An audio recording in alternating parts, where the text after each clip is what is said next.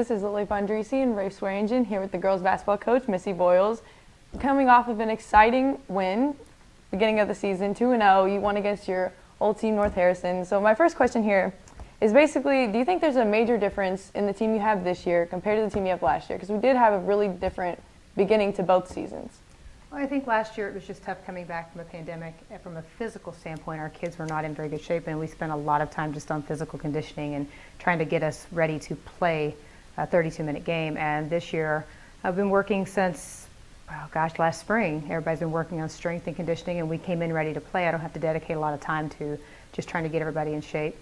We know each other better. There's the experience there of knowing what I want. When I say a drill, they know what I'm talking about. I don't have to stop and explain everything I'm doing. I don't have to explain every offense and defense. So the experience of that, and also having players that last year, it was pretty much their first year playing varsity basketball with any significant minutes, and this year we have a lot of experienced players back.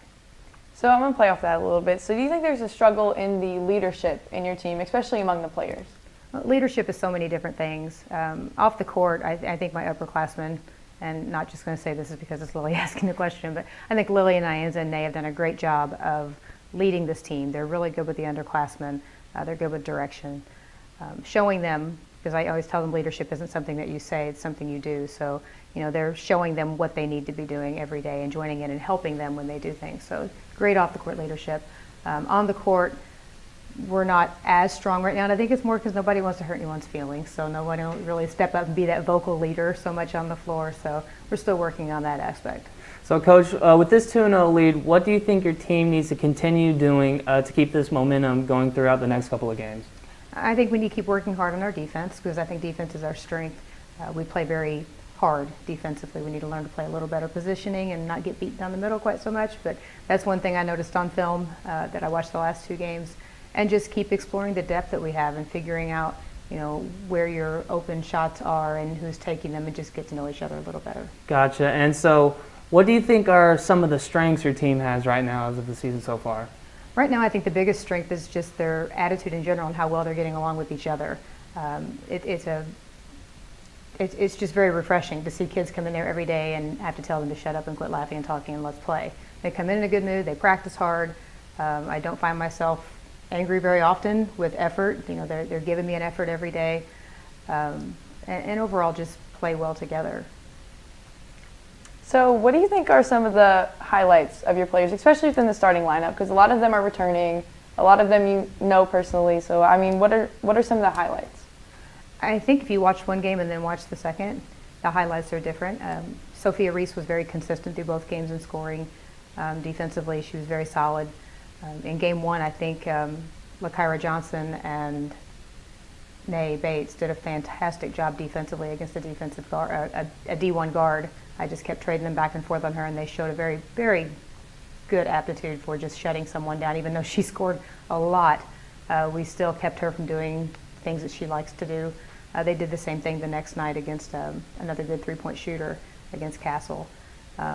Cadence is in the best shape I've ever seen her be in, and doing a really good job getting a little more physical in the post and the things that I want her to do there.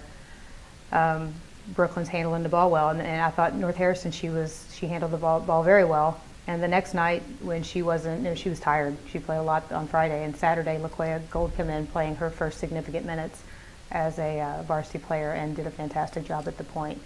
Elle Marble's a threat. I think she's drawn the best defensive assignments the last two nights. They put a bigger guard on her, and she's handled that pretty well, and she's finding other people to score. So I expect her to cut loose here before long also.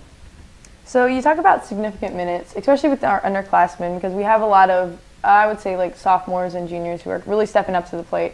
So do you think there's any specific underclassmen who have shown a lot of talent and who you think are really going to be a key asset in years to come? Are we talking the sophomore class or the juniors that are coming up also? I mean, both. It's different from night to night. Like the first night I didn't see as much from Avriel Baker. I thought she played fantastic on Saturday. Maya Johnson came in and gave good minutes. And these are both kids who didn't play a lot of varsity basketball last year. It's just night by night right now, and that's something we talked about at practice yesterday, the depth that we have and being able to accept that one night if you're not playing well, it may not be your night, but be glad somebody else can step in and play that role, because I think we played 11, 12 people both nights. So, there's some depth there that we're going to have to learn that might be less minutes for you, but overall good team benefit here. Gotcha. And so, Coach, what's the biggest challenge you have personally with coaching at a new school rather than one that you're more familiar with the new team and everything? I think the biggest challenge is I grew up in the North Harrison community, so I know everyone's family that comes through there pretty much, and it's generational there. So people knew me, and they knew my demeanor. They knew when I was being hard on their kid and that I cared about them, and that wasn't just me being mean to them. I'm in a whole new environment. People don't know me. They just see the straight-faced person that's standing on the sideline looking kind of serious. So, it's a little different when they feel more comfortable coming up and talking to you the way that they did when you've grown up in that community. Gotcha. Coach, you were talking about consistency with your players, how some players are playing better night to night. Is that something you're concerned about going into the next few games of the season or later on down season?